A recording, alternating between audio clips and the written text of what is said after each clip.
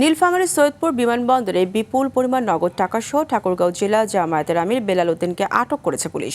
এই বিষয়ে আরও জানতে সৈয়দপুর বিমানবন্দর থেকে সরাসরি যুক্ত হচ্ছেন আমাদের সহকর্মী হাসান রাব্বি। রাব্বি, নিশ্চয়ই শুনতে পাচ্ছেন, ঠাকুরগাঁও জেলা জামায়াতের আমির আটকের বিষয়ে সর্বশেষ কি তথ্য আছে আপনার কাছে?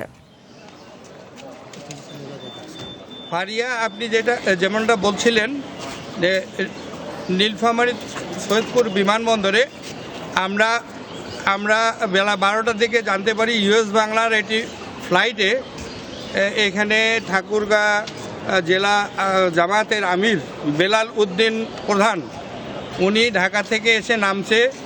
এইটা গোপন তথ্যের মাধ্যমে এয়ারপোর্ট কর্তৃপক্ষ হয়তোবা জানছে, জেনে তার ব্যাগ সার্চ করার পরে দেখা যায় সেখানে বিপুল পরিমাণ অর্থ ছিল। তো এইটা তিনি নিজেই স্বীকার করেছেন যে 50 লক্ষাধিক টাকারও বেশি এখানে আছে।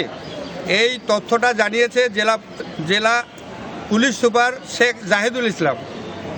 এই মুহূর্তে আমি দাঁড়িয়ে আছি সৈয়দপুর বিমানবন্দর এলাকায়। এখানে সেনাবাহিনী এবং বিজিবির তত্ত্বাবধানে তারা ভিতরে ছিলেন।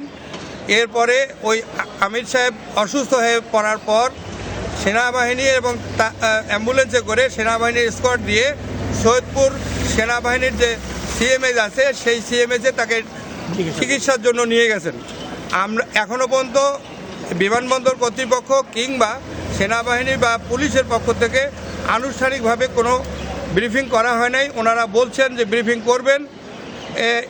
এইটা আমরা এই অপেক্ষায় আছি। যদি ব্রিফিং করেন তাহলে পরবর্তীতে আমরা দর্শককে জানাইতে পারবো যে কত টাকা ছিল, এখন কি অবস্থা, এটা আমরা সর্বশেষ সেই বিষয়ে আপনার কাছ থেকে আমরা জেনে নেব। আপনাকে অসংখ্য ধন্যবাদ।